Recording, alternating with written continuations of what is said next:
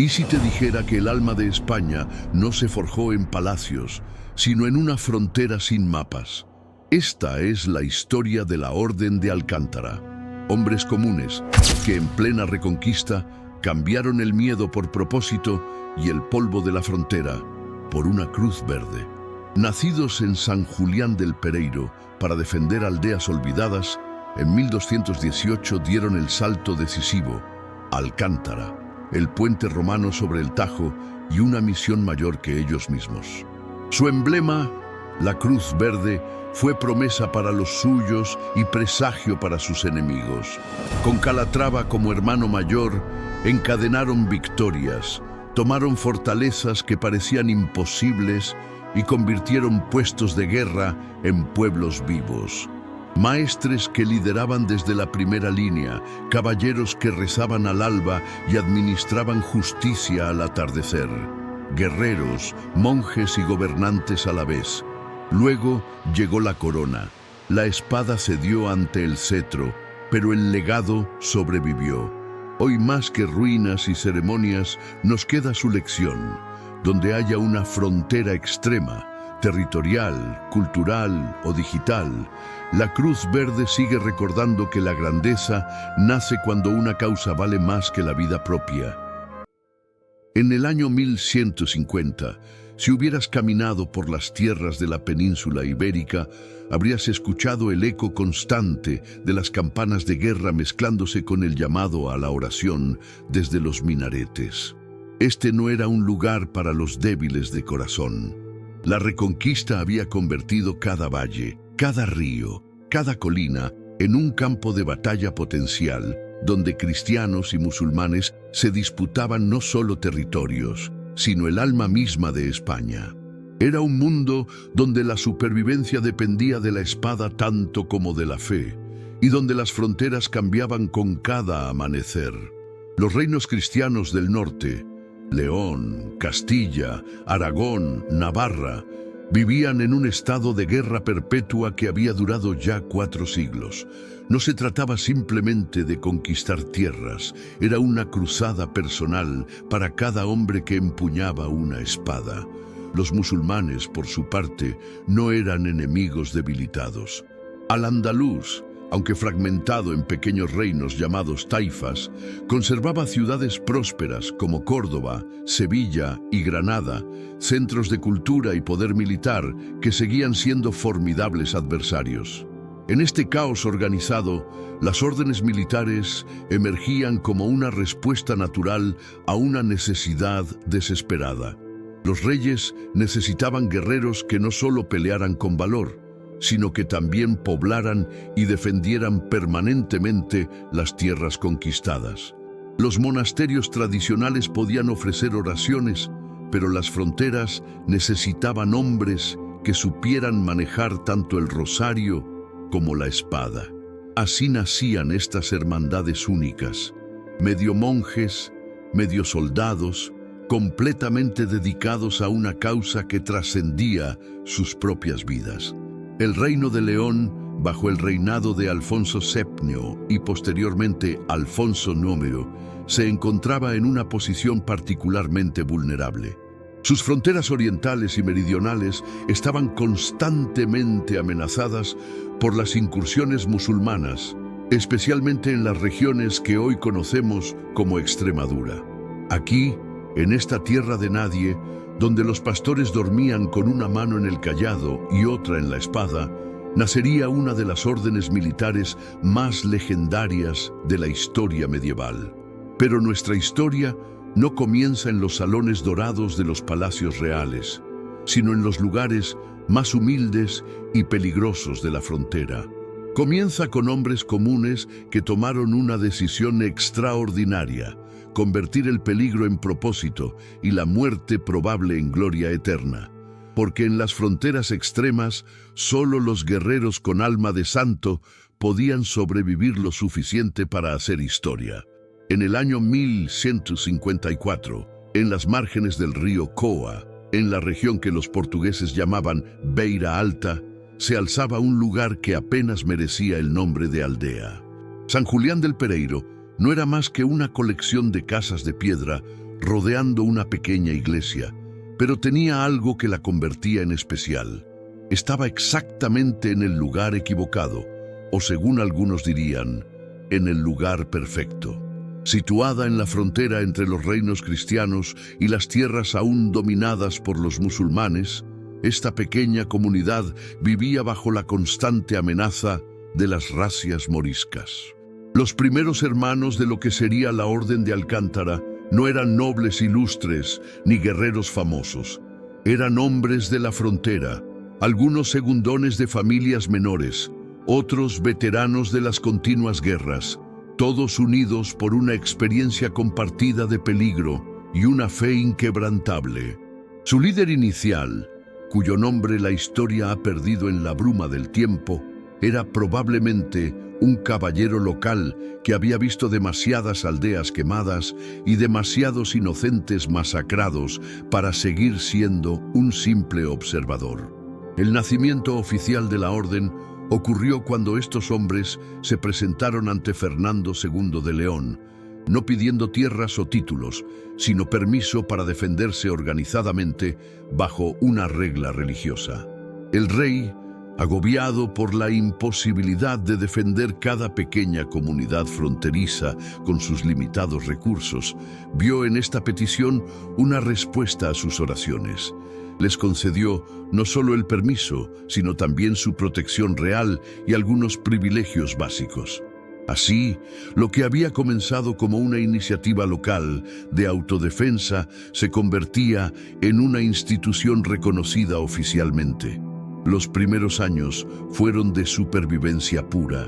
Los hermanos de San Julián combinaban las labores agrícolas necesarias para su sustento con el entrenamiento militar constante. No tenían las riquezas de los templarios ni la organización de los hospitalarios. Su convento inicial era poco más que una casa fortificada donde rezaban al amanecer antes de salir a patrullar los caminos, proteger a los peregrinos que se aventuraban por estas tierras peligrosas y defender a los campesinos locales de las incursiones enemigas. La vida en San Julián del Pereiro era dura, pero tenía propósito. Cada hermano había hecho votos de pobreza, castidad y obediencia, pero a diferencia de los monjes tradicionales, su obediencia incluía la disposición a morir en combate por la fe. Dormían en camas de paja, comían lo que cultivaban o cazaban, y sus únicas posesiones personales eran sus armas, su caballo si tenían la fortuna de poseer uno, y un crucifijo. Sin embargo, en sus corazones ardía algo que ni el oro ni la comodidad podían comprar: la certeza absoluta de que estaban cumpliendo la voluntad divina en las fronteras del mundo cristiano. ¿Por qué una orden próspera abandonaría su hogar fundacional para aventurarse en territorios aún más peligrosos? El año 1218 marca uno de los momentos más dramáticos en la historia de nuestra orden. Imagínate la escena. Alfonso IX de León se encuentra en una situación desesperada. La poderosa Orden de Calatrava, que había recibido la defensa de la vital plaza de Alcántara, declara que no puede mantener esta responsabilidad. Alcántara no era una plaza cualquiera. Controlaba uno de los cruces más importantes del río Tajo, conectando las tierras cristianas del norte con las conquistas del sur a través de un puente romano que había visto pasar ejércitos durante más de 1000 años. Para los hermanos de San Julián del Pereiro, esta crisis real se convirtió en la oportunidad de sus vidas. Durante 64 años habían demostrado su valor en las pequeñas escaramuzas fronterizas, habían protegido aldeas y caminos, pero siempre habían sido considerados una orden menor. Ahora el rey les ofrecía algo que cambiaría su destino para siempre: la responsabilidad de defender uno de los puntos estratégicos más importantes de la Reconquista, junto con las tierras y privilegios que ello conllevaba. La decisión no fue fácil. Abandonar San Julián del Pereiro significaba dejar atrás todo lo conocido: las tumbas de sus hermanos caídos, los campos que habían cultivado con sus propias manos, la pequeña iglesia donde habían rezado durante décadas. Pero el llamado del deber era irresistible. En una asamblea histórica, los hermanos votaron unánimemente por aceptar el desafío.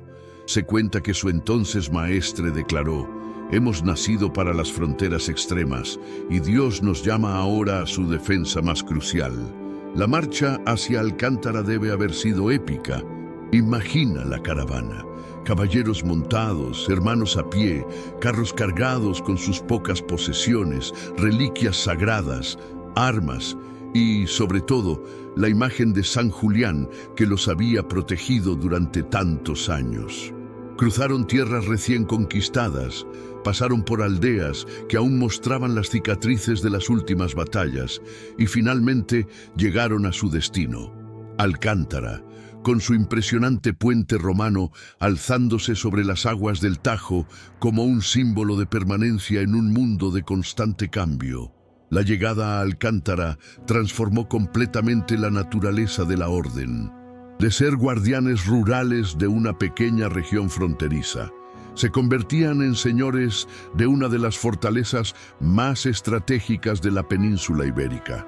Con su nueva sede llegaron también nuevas responsabilidades. Defender no solo la plaza, sino toda la red de caminos que convergían en este crucial punto de paso. El cambio de nombre de Orden de San Julián del Pereiro a Orden de Alcántara no fue meramente ceremonial. Representaba una transformación completa de su identidad y misión. Ya no eran solo los guerreros de una frontera local, ahora eran los guardianes de las fronteras extremas de la cristiandad. Como un simple símbolo se convirtió en el terror de los enemigos y la esperanza de los aliados.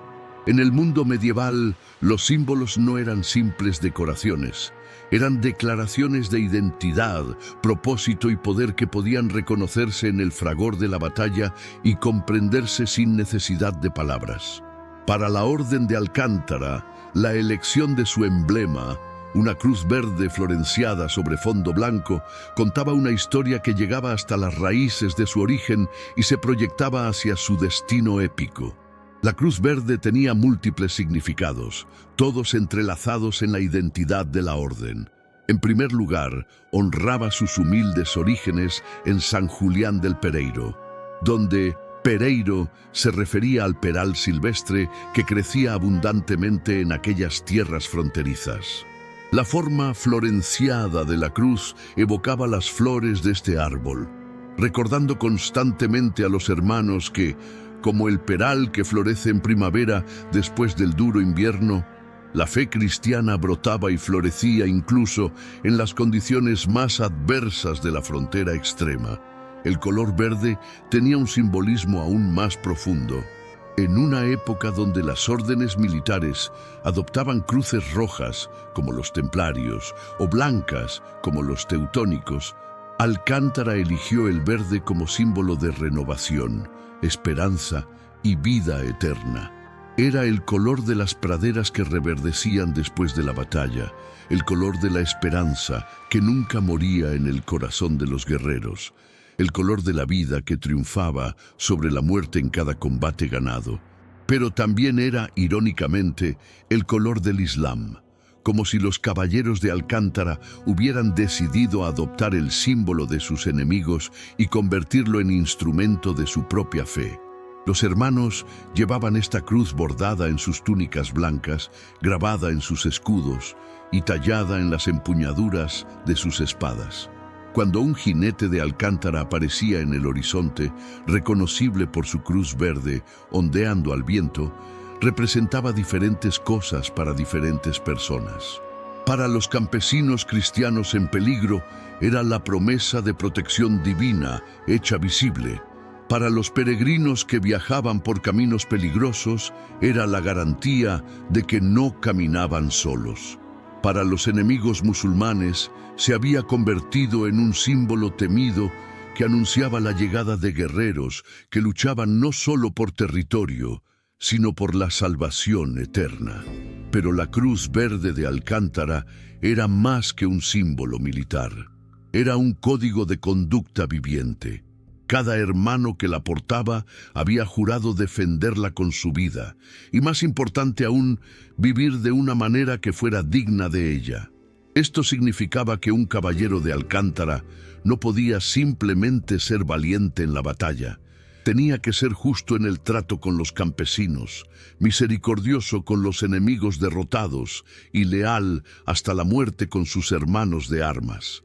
La Cruz Verde no era solo su emblema, era su alma hecha visible, un recordatorio constante de que eran guerreros de Dios antes que soldados de cualquier rey terrenal.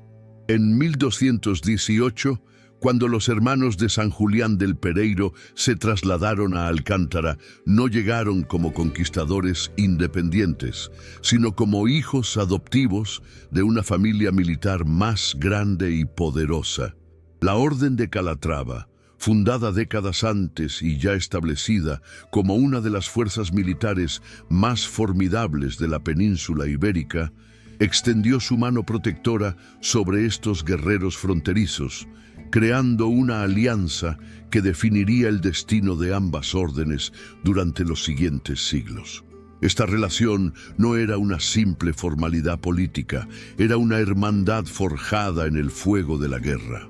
Los maestres de Calatrava se convertían automáticamente en visitadores de Alcántara, lo que significaba que tenían la autoridad de inspeccionar los conventos, revisar las cuentas, corregir abusos y asegurarse de que los hermanos de Alcántara mantuvieran los mismos estándares rigurosos de disciplina militar y observancia religiosa que habían hecho famosa a la Orden Madre.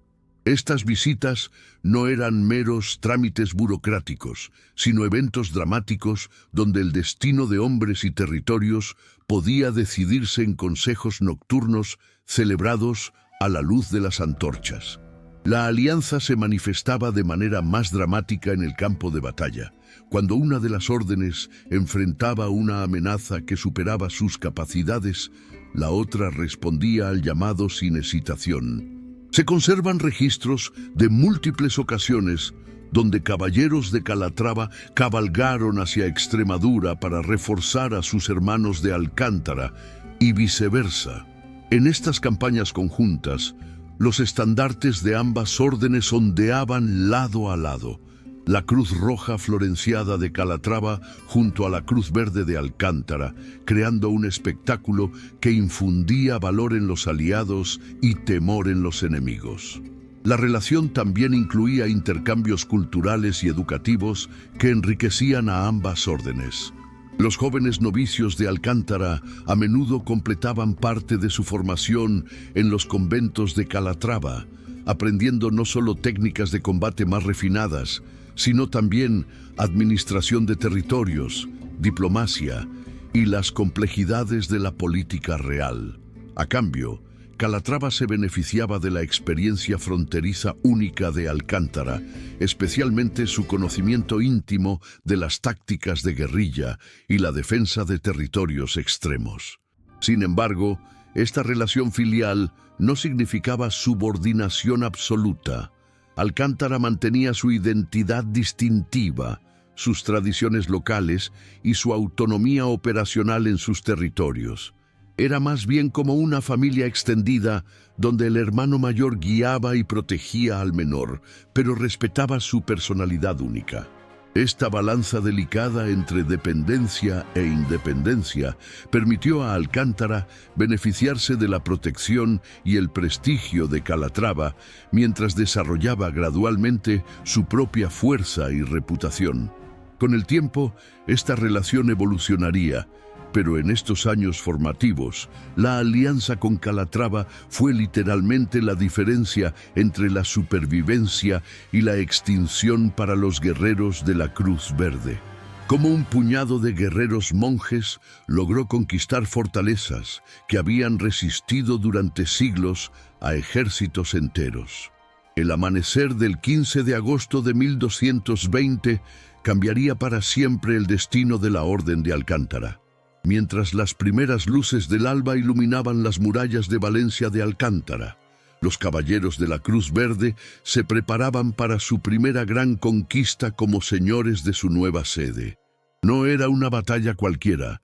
Era el momento de demostrar que merecían la confianza depositada en ellos por Alfonso IX de León y que podían transformar las fronteras extremas de territorio de supervivencia en imperio de expansión. Valencia de Alcántara había sido durante décadas una espina clavada en el corazón de las ambiciones cristianas. Esta fortaleza musulmana, estratégicamente situada para controlar las rutas comerciales entre norte y sur, había resistido múltiples asedios de ejércitos regulares. Sus murallas, construidas sobre cimientos romanos y reforzadas por ingenieros andalusíes, parecían inexpugnables. Pero los hermanos de Alcántara no llegaron como un ejército convencional. Llegaron como hombres que habían hecho de la guerra fronteriza un arte y que conocían cada piedra, cada sendero, cada punto débil de la región. La estrategia fue brillante en su simplicidad. Mientras otros comandantes habían intentado asedios frontales costosos y prolongados, los caballeros de Alcántara utilizaron su conocimiento íntimo del terreno para ejecutar una serie de ataques coordinados que cortaron las líneas de suministro de la fortaleza.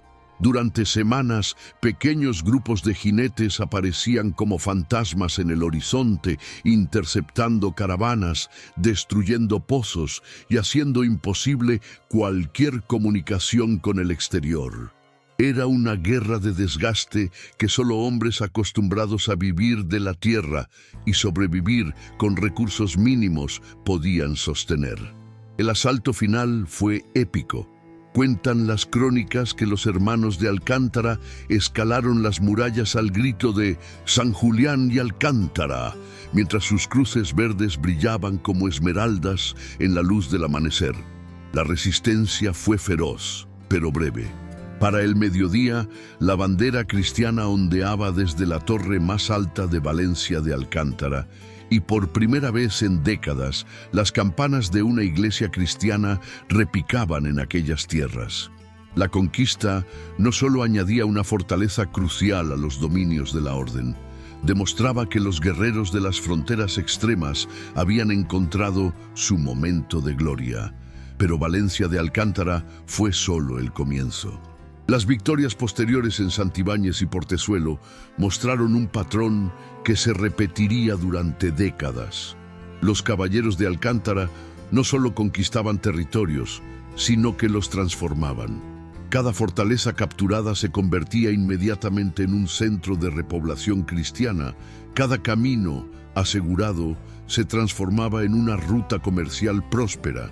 Cada victoria militar se traducía en crecimiento económico y espiritual. Estas no eran conquistas temporales de ejércitos que pasaban, eran anexiones permanentes que cambiaban para siempre el mapa de la península ibérica. ¿Qué clase de hombres podían liderar guerreros que ya habían renunciado a todo por su fe?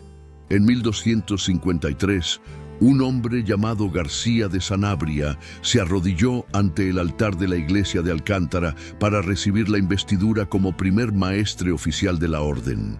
No era una ceremonia meramente administrativa, era el momento en que una hermandad informal de guerreros fronterizos se transformaba en una institución militar formal con jerarquías claramente definidas. García no llegaba a este cargo por nacimiento noble o conexiones políticas, sino por algo mucho más valioso en aquellas tierras extremas. Había demostrado que podía liderar hombres en batalla y mantenerlos unidos en paz. García de Sanabria personificaba el ideal del maestre de Alcántara. Era simultaneously un monje devoto que pasaba horas en oración y un comandante militar astuto que nunca había perdido una batalla. Sus hermanos lo seguían no por obligación, sino por respeto ganado en el campo de batalla y en los consejos nocturnos, donde se decidía el destino de la orden. Su liderazgo se caracterizaba por una mezcla única de disciplina férrea y camaradería fraterna, que convertía a cada caballero de Alcántara en algo más que un soldado. Lo convertía en un hermano dispuesto a morir por los demás. Bajo el mando de García, La orden desarrolló lo que se conocería como el estilo Alcántara de liderazgo militar.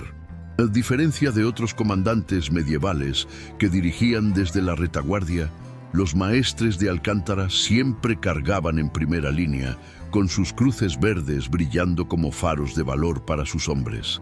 Esta tradición no era mero espectáculo, era profundamente práctica. En las fronteras extremas, donde cada batalla podía ser la última, los soldados necesitaban ver que sus líderes compartían sus riesgos y su destino. Los maestres que siguieron a García continuaron esta tradición de liderazgo personal arriesgado. Gómez Pérez, Pedro Yáñez, Fernán Pérez Gallego. Cada uno de estos nombres está grabado no solo en las piedras de los monumentos, sino en las leyendas que aún se cuentan en las aldeas de Extremadura. Estos hombres enfrentaron no solo las amenazas externas de los enemigos musulmanes, sino también los desafíos internos de mantener unida una orden en expansión, negociar con reyes celosos de su poder y equilibrar las demandas de la vida monástica con las necesidades de la guerra constante. Lo que hacía especiales a los maestres de Alcántara no era solo su valor personal, sino su capacidad de transformar hombres ordinarios en guerreros extraordinarios. Cada maestre era, en esencia, un alquimista humano que convertía campesinos en caballeros, miedo en valor y dudas en fe inquebrantable. Su legado no se medía solo en territorios conquistados o batallas ganadas, sino en la calidad de los hombres que dejaban atrás. Una generación tras otra de guerreros que llevaban la cruz verde no como un simple emblema, sino como una declaración de propósito que trascendía sus propias vidas. Porque en las fronteras extremas, un líder no era recordado por lo que poseía, sino por lo que estaba dispuesto a sacrificar. ¿Cómo se forja una leyenda en el momento exacto, donde la muerte y la gloria se encuentran en el filo de una espada? El año 1230 amaneció con presagios de guerra en toda Extremadura. Las noticias llegaban con cada viajero. Una coalición de emires andalusíes había decidido que la creciente amenaza de la Orden de Alcántara no podía ser tolerada por más tiempo. Miles de jinetes musulmanes se concentraban en las tierras del sur, no para una simple racía de saqueo, sino para una campaña de exterminio que borraría para siempre la presencia cristiana de aquellas fronteras extremas. Para los caballeros de la Cruz Verde no había alternativa: vencer o desaparecer. La batalla que definiría su destino tuvo lugar en las áridas llanuras cerca de Mérida, donde el eco de las legiones romanas aún parecía resonar entre las piedras milenarias. Los hermanos de Alcántara no eran muchos. Las crónicas hablan de apenas 200 caballeros y 300 peones, pero llevaban consigo algo que ningún ejército convencional podía igualar: la absoluta certeza de que luchaban no solo por territorios, sino por la supervivencia misma de su fe en aquellas tierras. Cada hombre había hecho las paces con la muerte antes de montar su caballo esa mañana. La estrategia de batalla de Alcántara se había perfeccionado durante décadas de guerra fronteriza. No podían permitirse el lujo de enfrentamientos frontales donde la superioridad numérica enemiga resultaría decisiva. En su lugar, emplearon lo que llamaban la danza del lobo. Ataques rápidos y coordinados que golpeaban los flancos enemigos antes de desaparecer en el terreno accidentado solo para reaparecer en otro punto completamente diferente. Sus caballos, criados en las duras condiciones de Extremadura, eran más resistentes y conocían mejor el terreno que las monturas andalusíes. El momento crucial llegó cuando los emires musulmanes, frustrados por la imposibilidad de fijar a sus enemigos en combate directo, ordenaron una carga masiva contra lo que parecía ser la posición principal de los cristianos. Pero era una trampa mortal. Los caballeros de Alcántara habían preparado una serie de emboscadas escalonadas en las ravinas circundantes. Cuando la caballería musulmana cargó contra la posición cristiana, se encontró atrapada en un laberinto de barrancos, donde su superioridad numérica se convertía en una desventaja fatal. Las cruces verdes aparecían desde todas las direcciones, como ángeles vengadores emergiendo de la tierra misma. La victoria fue total, pero costosa. Muchos hermanos cayeron ese día, incluyendo algunos de los caballeros más veteranos de la orden. Sin embargo, su sacrificio había logrado algo que parecía imposible. Una fuerza cristiana relativamente pequeña había destrozado completamente un ejército musulmán muy superior en números y equipamiento. Las noticias de la victoria se extendieron como un incendio por toda la península ibérica, transformando a la Orden de Alcántara de una hermandad fronteriza respetable en una leyenda viviente.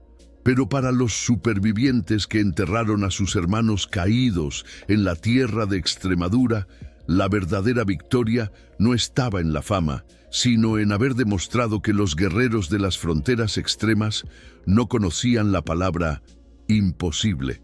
Cómo un grupo de guerreros monjes se convirtió en una de las fuerzas económicas y políticas más poderosas de la península ibérica. En 1235, Alfonso IX de León firmó un documento que cambiaría para siempre la naturaleza de la Orden de Alcántara. La concesión de Navas Frías no era simplemente otra donación real, era el reconocimiento oficial de que los guerreros de la Cruz Verde habían evolucionado de simples defensores fronterizos a administradores capaces de territorios enteros. Con esta donación, la orden comenzaba su transformación de hermandad militar a verdadero poder feudal, con responsabilidades que iban mucho más allá del simple manejo de espadas. La administración de territorios por parte de órdenes militares era un fenómeno único en la Europa medieval. A diferencia de los señores feudales tradicionales, que heredaban tierras por derecho de sangre, los caballeros de Alcántara habían ganado las suyas con sangre derramada en batalla. Esto les daba una legitimidad especial ante los campesinos y comerciantes que habitaban sus dominios. No eran señores impuestos por la casualidad del nacimiento, sino protectores que habían demostrado su valor defendiendo esas mismas tierras de los ataques enemigos. El sistema administrativo que desarrolló Alcántara era revolucionario para su época. Cada territorio conquistado se organizaba inmediatamente como una encomienda, dirigida por un comendador que era simultaneously administrador civil, comandante militar y guía espiritual de la comunidad. Estos hombres no eran burócratas de escritorio, eran veteranos de guerra que entendían tanto las necesidades de defensa como las realidades económicas de la vida fronteriza. Su autoridad derivaba no de documentos legales, sino del respeto ganado en el campo de batalla y demostrado en la administración justa. La expansión más significativa llegó con la concesión de Magasela como priorado independiente. Esta no era una simple fortaleza, sino un complejo administrativo que controlaba rutas comerciales cruciales y extensas tierras agrícolas.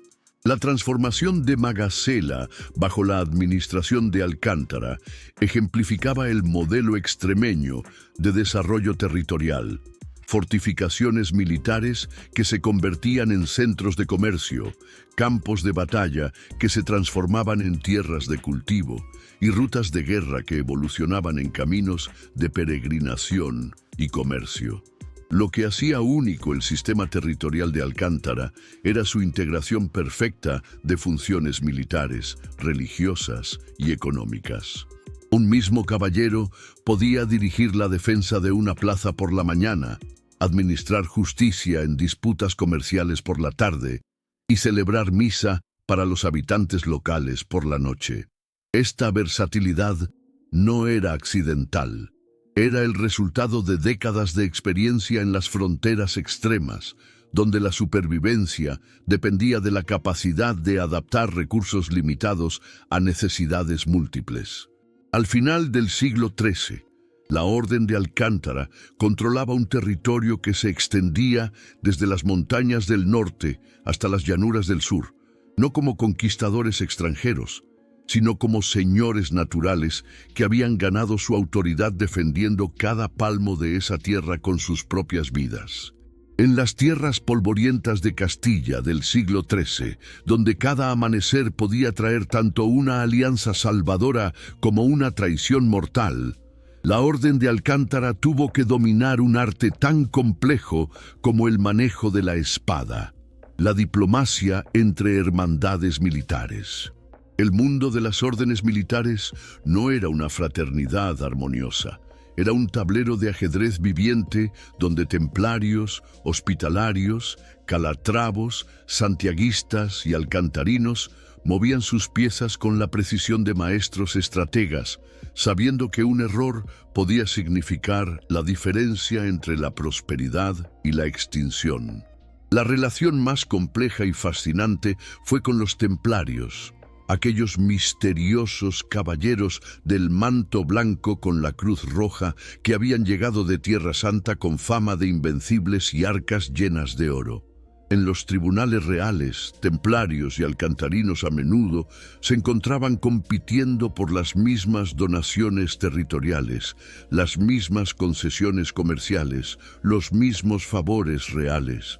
La disputa por Santibáñez en 1240 ejemplificó estas tensiones. Ambas órdenes reclamaban derechos sobre esta estratégica fortaleza, llevando el conflicto hasta el mismísimo rey, quien tuvo que actuar como árbitro entre dos grupos de hombres que habían jurado lealtad a Dios antes que a cualquier monarca terrenal. Sin embargo, cuando los cuernos de guerra sonaban anunciando la llegada de ejércitos musulmanes, estas rivalidades se desvanecían como niebla al amanecer. En la batalla de las Navas de Tolosa en 1212, caballeros de todas las órdenes lucharon codo a codo, y las crónicas registran que los templarios y alcantarinos compartieron agua y vendas después de la victoria, como hermanos que habían olvidado temporalmente sus disputas familiares. Era el código no escrito de las fronteras extremas. Se podía competir fieramente en tiempos de paz, pero ante el enemigo común todos eran hijos de la misma causa sagrada. La relación con la Orden de Santiago presentaba dinámicas diferentes, pero igualmente complejas. Santiago, con su símbolo de la espada roja y su especialización en la protección de peregrinos, operaba en territorios que a menudo se solapaban con los de Alcántara. Pero en lugar de competencia destructiva, desarrollaron una forma de cooperación que podríamos llamar especialización complementaria. Santiago se encargaba principalmente de proteger las rutas de peregrinación, mientras Alcántara se concentraba en la defensa de las fronteras más extremas. Esta división del trabajo no era oficial, pero funcionaba porque ambas órdenes reconocían que había suficientes enemigos para todos. Quizás la relación más intrigante fue con la naciente Orden de Avis en Portugal. Cuando los portugueses crearon su propia orden militar en 1146, utilizaron como modelo directo las estructuras y tradiciones de Alcántara. Era como ver nacer a un hermano menor que llevaba los mismos genes, pero crecía en un entorno ligeramente diferente. Los intercambios entre ambas órdenes eran constantes. Maestres que se visitaban para compartir estrategias, novicios que completaban su formación en conventos hermanos y campañas militares coordinadas contra enemigos comunes. Esta relación especial perduraría durante siglos, creando una red de hermandad que trascendía las fronteras políticas entre los reinos de León y Portugal. ¿Cómo era realmente el día a día de hombres que habían renunciado al mundo pero seguían viviendo intensamente en él? Cuando las primeras luces del alba iluminaban las torres del convento de Alcántara, el sonido de las campanas llamando a maitines rompía el silencio extremeño con la misma puntualidad que había marcado la vida monástica durante siglos. Pero estos no eran monjes ordinarios que se levantaban para una vida de contemplación pacífica. Eran guerreros místicos que comenzaban cada día sabiendo que podía ser el último y que cada oración podía ser tanto una súplica de protección como una preparación para la muerte en batalla. La jornada típica de un caballero de Alcántara era un equilibrio cuidadosamente calibrado entre las obligaciones espirituales, el entrenamiento militar y las responsabilidades administrativas que mantenían funcionando sus extensos dominios. Después de maitines, antes de que el sol asomara completamente sobre el horizonte, los hermanos se dirigían al patio de armas para la primera sesión de entrenamiento del día. No era un ejercicio ceremonial, era preparación vital para hombres que sabían que la diferencia entre la vida y la muerte a menudo se medía en fracciones de segundo de ventaja en el manejo de la espada. Los novicios, aquellos jóvenes que habían llegado buscando gloria y aventura, pronto descubrían que la vida en Alcántara era más dura que cualquier batalla que hubieran imaginado. Su día comenzaba antes que el de los profesos, pues debían preparar las armas, cuidar los caballos y atender las necesidades básicas del convento antes de ganarse el derecho a empuñar una espada. Un novicio típico podía pasar meses aprendiendo a herrar caballos, reparar armaduras y cultivar los huertos del convento antes de que le permitieran siquiera tocar una espada real. Esta no era crueldad, era sabiduría práctica de hombres que sabían que un guerreiro debía ser autosuficiente en todos los aspectos de la vida fronteriza. La comida en los conventos de Alcántara reflejaba tanto sus votos de pobreza como las realidades prácticas de la vida militar. El desayuno era frugal, pan negro, aceite de oliva y agua o vino aguado. Pero la comida principal del día, servida después de la misa de sexta, era sustanciosa y diseñada para sostener a hombres que podrían verse obligados a luchar durante horas. Carne cuando había caza exitosa, pescado del Tajo cuando las circunstancias lo permitían, pero siempre garbanzos, lentejas y las verduras robustas que crecían en la tierra áspera de Extremadura. Los hermanos comían en silencio mientras uno de ellos leía pasajes de las Escrituras o vidas de santos guerreiros, manteniendo así alimentados tanto el cuerpo como el espíritu.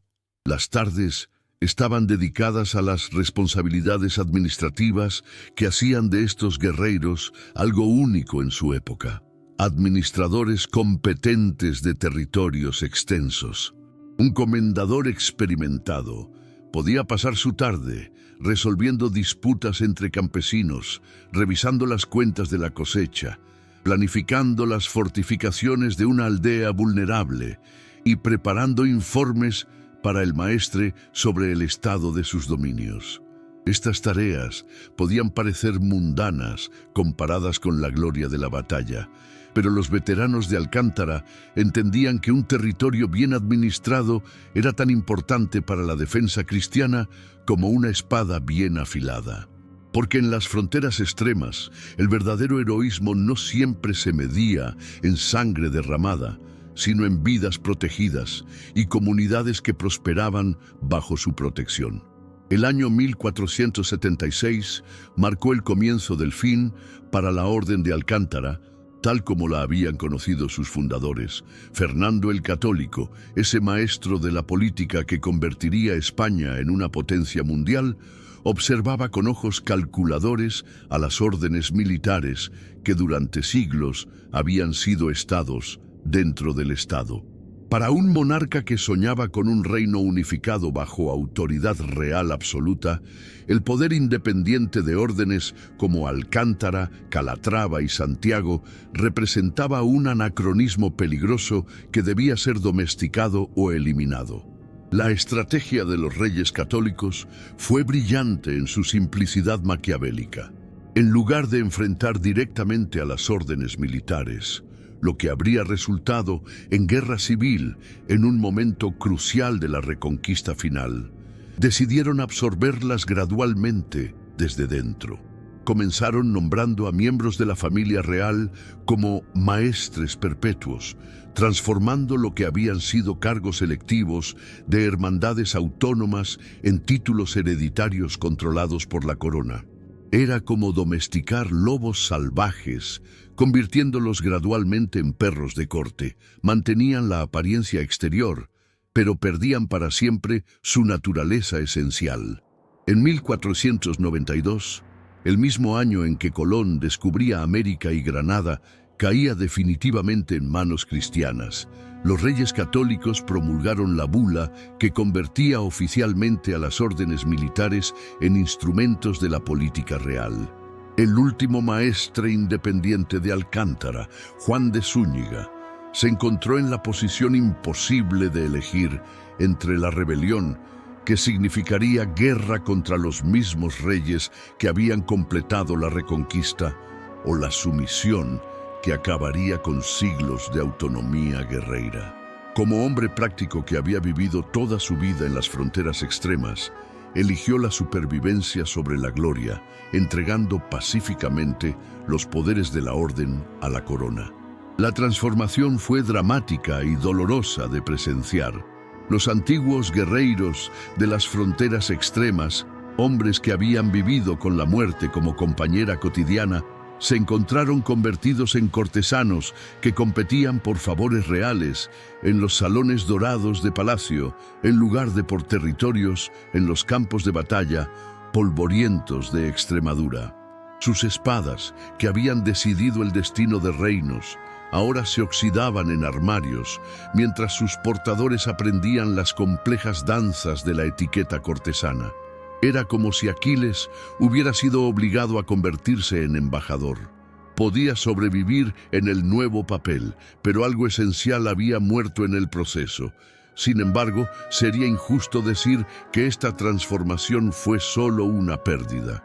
La incorporación a la corona permitió que los territorios de Alcántara se integraran completamente en la España emergente, contribuyendo a la construcción del imperio que llevaría la cultura hispánica hasta los confines del mundo conocido. Los antiguos dominios de la orden se convirtieron en prósperas regiones que enviaron conquistadores, colonos y misioneros al Nuevo Mundo. Muchos descendientes de las familias asociadas a Alcántara se distinguirían en las conquistas de América, llevando consigo el espíritu guerreiro y aventurero que habían heredado de sus antepasados fronterizos. La orden había perdido su independencia, pero su legado genético continuaría forjando el carácter de España durante los siglos venideros. En pleno siglo XXI, cuando los satélites pueden fotografiar cada metro cuadrado de la Tierra y Internet ha borrado aparentemente todas las fronteras, podría parecer que la historia de la Orden de Alcántara pertenece únicamente a los museos y libros de historia. Sin embargo, en las calles de Cáceres, en las plazas de Mérida, en los castillos restaurados que se alzan como centinelas silenciosos sobre el paisaje extremeño, el espíritu de aquellos guerreiros de las fronteras extremas sigue latiendo con una intensidad que sorprende a quienes saben escuchar. La Orden de Alcántara existe todavía hoy, no como fuerza militar, sino como distinción nobiliaria, otorgada por la corona española a individuos que han demostrado méritos excepcionales en servicio a la patria. Cada año, en ceremonias que mantienen muchos de los rituales medievales originales, nuevos caballeros reciben la Cruz Verde florenciada, jurando mantener vivos los valores que inspiraron a sus predecesores medievales. No cargan espadas ni defienden fortalezas, pero en sus diversas profesiones, militares, diplomáticos, empresarios, intelectuales, continúan la tradición de servicio que caracterizó a la orden durante sus siglos de gloria militar. El legado arquitectónico de Alcántara es quizás su contribución más visible al mundo moderno. Los castillos, iglesias y conventos construidos por la Orden han sido declarados Patrimonio de la Humanidad por la UNESCO, no solo por su valor histórico, sino por su influencia en el desarrollo de la arquitectura militar y religiosa europea. El famoso puente de Alcántara sobre el Tajo, que da nombre a la orden, sigue siendo una obra maestra de ingeniería que transporta tráfico moderno sobre cimientos romanos, simbolizando perfectamente cómo el pasado y el presente se entrelazan en estas tierras extremeñas. Pero el legado más profundo de Alcántara no está en piedras ni ceremonias, sino en el concepto mismo de frontera extrema que desarrollaron. En un mundo donde las fronteras físicas han sido reemplazadas por fronteras digitales, culturales y tecnológicas, el modelo de los guerreiros administradores de Alcántara ofrece lecciones sorprendentemente relevantes. Su capacidad de combinar idealismo espiritual con pragmatismo militar, de equilibrar la defensa con el desarrollo, de mantener la identidad local mientras participaban en proyectos que trascendían fronteras nacionales, resuena en los desafíos que enfrentan las sociedades contemporáneas.